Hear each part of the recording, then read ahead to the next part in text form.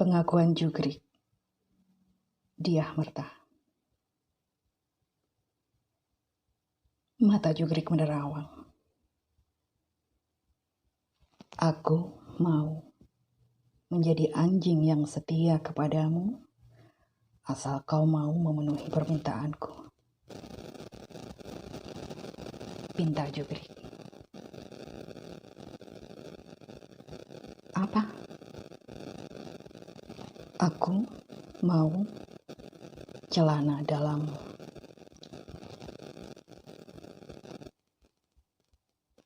Bumi diam sejenak, menimbang dan mengulur. Gadis itu perlahan mengangkat roknya. Pahanya sewarna susu, terasa lembut Pak Sutera. Ia melepas celana dalamnya dengan sedikit malu lantas mengulurkannya. Jugrik wajahnya girang. Ia mendekat, tapi Bumi kemudian menggulung celana dalamnya menjadi serupa bola dan melemparnya ke arah berseberangan. Ambillah dan jadilah anjing yang setia kepadaku. Anjing itu siap dicucuk hidungnya. Jugrik mengambil celana dalam berbentuk gulungan mirip bola dan kembali ke hadapan Bumi dengan senyum lebar yang bertengger di bawah hidungnya yang tak simetris. Sambil menciumi gulungan celana dalam merah berenda tipis pada tepinya. Bumi merasakan kemenangan kecil. Tunggu, aku membawakan sepatumu yang kau lempar tempo hari.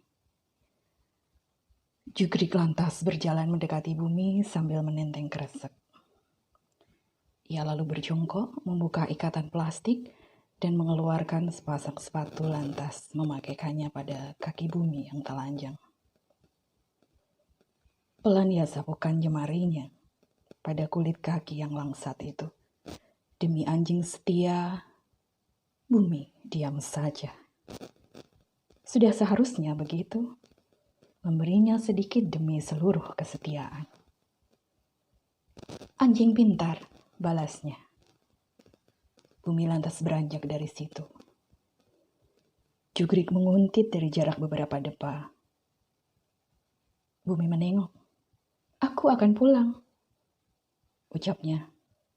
Ia kembali memutar badannya. Kau tak perlu mengikutiku. Tatapan mata Jugriklah yang kemudian mengantar perempuan muda itu hingga menghilang di antara semak pepohonan. Baik. Panggil anjingmu yang setia jika kau butuh, teriaknya. Aku akan lakukan, suara Bumi kian menjauh.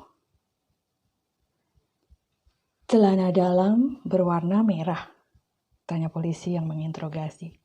Kedua polisi itu lantas tertawa. Di mana kau menyimpannya? Tanya salah seorang lagi yang bersandar pada dinding sambil menghisap rokok. Ada di suatu tempat. Sebenarnya semua bermula dari kekhilafan, lanjutnya. Maksudmu? Jugrik bicaranya gagu terpotong-potong. Sebagian orang memilih untuk tidak bercakap-cakap dengannya. Seperti hal yang sia-sia. Jugrik ibarat borok. Hidupnya sudah salah sejak lahir. Dari kematian ibunya saat melahirkan disusul ayahnya yang gantung diri dan neneknya yang memilih mengunyah baygon karena tak tahu mesti berbuat apa atas nama bayi merah itu. Ia lantas dipungut oleh seorang gembala tua lantaran tak ada seorang pun yang tertarik atas bayi merah dengan hidung melengkung ke kiri dan kaki yang panjang sebelah.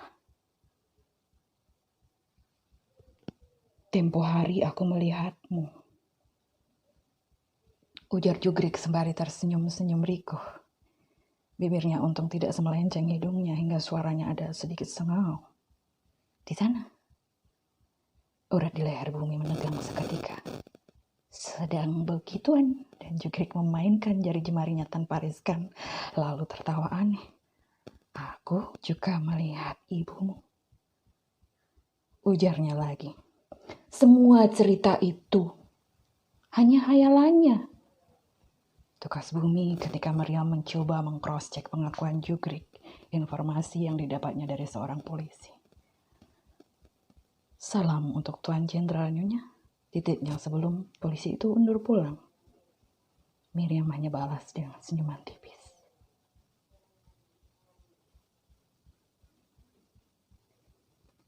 Jam antik berdentang 7 kali. Mobil Tuan Jenderal memasuki halaman rumah. Miriam gegas merapikan gaun dan menata rapi sekali lagi rambutnya. Pantulan wajahnya di cermin merekahkan bibirnya yang disapu lipstik merah merona. Menggoda Tuan Jenderal adalah jalan hidupnya. Ia tahu dan ia bertahan di situ. Masalah akan segera dibereskan, ujar Tuan Jenderal sambil menyapukan bibirnya pada bibir Miriam. Kau ingin ku apakan anjing itu? Bisik Tuan Jenderal dekat telinga Miriam. Buat dia tak bisa bercerita lagi, hingga tak satu kata pun bisa keluar dari mulutnya.